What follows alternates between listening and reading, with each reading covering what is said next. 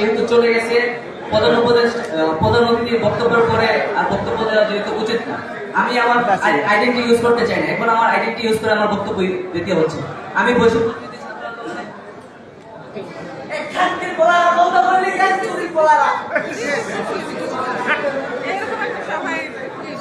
আমি 10টা মিনিট দাঁড়িয়েছিলাম, আমাকে 1 মিনিট কথা বলার সুযোগ দিতে চাই।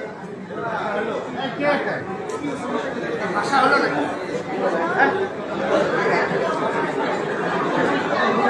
বসে আছে চোরা বাচ্চারা কোথায়? বারোটি লোক ধরে এখন ফেসবুকে দোষরা বসে আছে। আপনার পরিচয়টা বলবেন, পরিচয় বলবেন। আপনার পরিচয় কি ভাই বলুন তো? এখানে কোনো নারী কখনো করি না।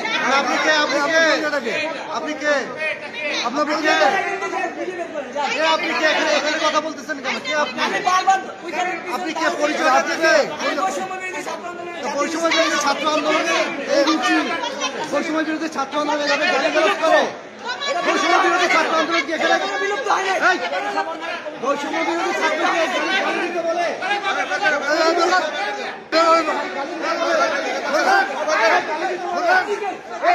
কি ভাষায় কথা বলেন এটা? হ্যাঁ, আশ্চর্য।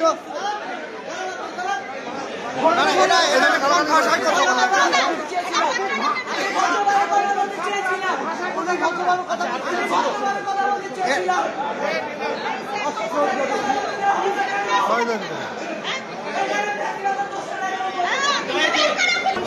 অঞ্চলে নদী সার্বিন এখনো এবং নিয়োগ করে এখনো অবৈধ দখলদারকে দিয়ে রাখছে। সেটার জন্য আমি বলতে চাইছিলাম উনি বিশেষ জীববৈচিত্র্য অঞ্চল ঘোষণা দিয়েছিল। উনি এখনো কোনো পদক্ষেপ আমাদেরকে দেখায়নি। আমরা সেটা দাবি বাস্তবায়ন করতে চেয়েছি। আমার সর্বশেষ দাবি ছিল যে এই বন অধিদপ্তর এবং পরিবেশ মন্ত্রণালয় এখনো আওয়ামী লীগের চিহ্নিত দালালরা বসে আছে। তাদেরকে কেন আমরা বারবার ডকুমেন্ট সহকারে প্রমাণ দেওয়ার পরও তাদেরকে কেন অপসারণ করা হয়নি? এই ছিল আমার 3টা দাবি। আমি এই 3টা দাবি বলার জন্য 2টা মিনিট সময় চেয়েছিলাম।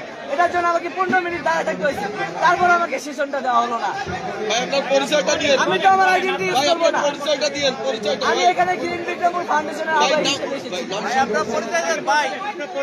আমি ইব্রাহিম নীরব, গ্রিন বিক্রমপুর ফাউন্ডেশনের আহ্বায়ক।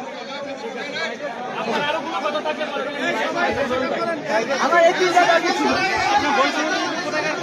আমি বৈষম্য বিরোধী ছাত্র আন্দোলনের জাতীয় বিশ্ববিদ্যালয়ের সাবেক সমন্বয়ক।